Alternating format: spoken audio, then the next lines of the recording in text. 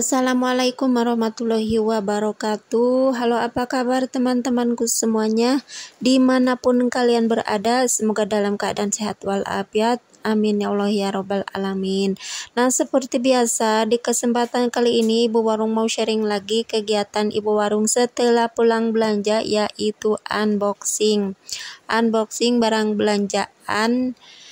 Nah, ini yang pertama ya, ini di hari sebelumnya belanjanya sedikit, ini di bawah 300.000.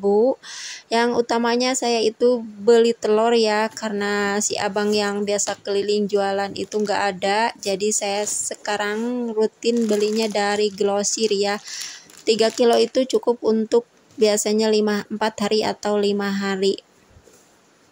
Saya belanjanya sedikit ya, tapi ya emang karena ada uangnya sih, tapi kadang hampir tiap hari, dikarenakan modalnya minim dan saya nggak mau ada pinjaman dari bank atau dari manapun itu ya. Saya ingin yang saya pakai itu tetap modal uang saya sendiri ya. Jadi saya ingin menjalankan warung itu terasa nyaman, terasa aman, gak terasa dikejar-kejar hutang gitu ya. Karena kalau kayak gitu sih mungkin keuntungannya sih cuma untuk setoran aja ya, tanpa ada untuk kebutuhan kita. Sedangkan yang saya pakai itu untuk kebutuhan sehari-hari, saya mengandalkan dari keuntungan warung. Nah, begitulah solusi saya cara mengatur warung modal minim saya supaya tetap berjalan lancar tanpa pinjaman dari bank atau dari siapapun ya. 1, harus konsisten ya. 2, harus telaten. Ketiganya gak usah nyetok barang banyak. Kondisikan aja sama modal dan perputaran penjualannya di warung aja ya.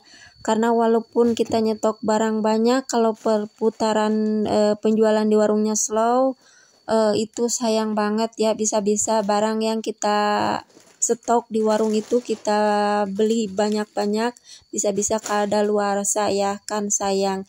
Jadi lebih baik pergi belanja tiap hari walaupun sedikit, tapi itu menurut saya ya, karena modal saya minim, tapi karena ada motor dan ada grosir dekat juga dari rumah.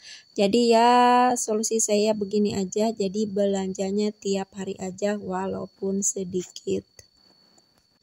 Oh ya, dan juga tak lupa saya ingatkan ya, bagi pemula yang modalnya minim, kalau bisa jangan ngasih kasbon dulu ya. Karena kalau kita ngasih kasbon pertama kita buka warung ngasih kasbon itu, kedepannya juga kita harus bisa ngasih kasbon ya. Karena kalau tiba-tiba diberhentikan kasbonnya itu, kitanya juga sih nggak enakan, apalagi kalau itu sama tetangga ya, kitanya suka nggak enakan lah, apalagi kalau ada orangnya yang suka tersinggungan, karena beda orang, beda kepala, beda sifatnya juga ya. Kadang ada juga sih yang suka ngasbon dan agak barbar kayak gitu ya, nggak berperasaan. Jadi kalau bisa sih sedari awal jangan ngasih kasbon aja lah. Itu demi keamanan juga ya, keamanan modal kita aja supaya bisa berputar ya. Karena kita berjualan di warung itu mencari keuntungannya ya, bukan untuk bersedekah. Sedekah juga kalau di warung sih menurut saya harus ada waktunya aja ya, nggak bisa terus-terusan sedekah. Kita berjualan di warung itu ya nyari keuntungan, dan keuntungannya seperti saya juga ya, karena orang nggak punya lah, pas-pasan. Jadi seperti saya nih ya, saya tuh penghasilannya hanya dari warung, gak ada penghasilan dari manapun ya. Jadi keuntungan dari warung itu sangat saya andalkan ya untuk kebutuhan saya sehari-hari. Tapi emang sampai saat ini saya bisa ngasih kasbon ya, tapi nggak banyak-banyak, dan saya sarankan juga bagi yang kasbon ke warung saya itu, kalau boleh sih, bukan kalau boleh, nggak boleh terlalu banyak dan nggak boleh terlalu lama.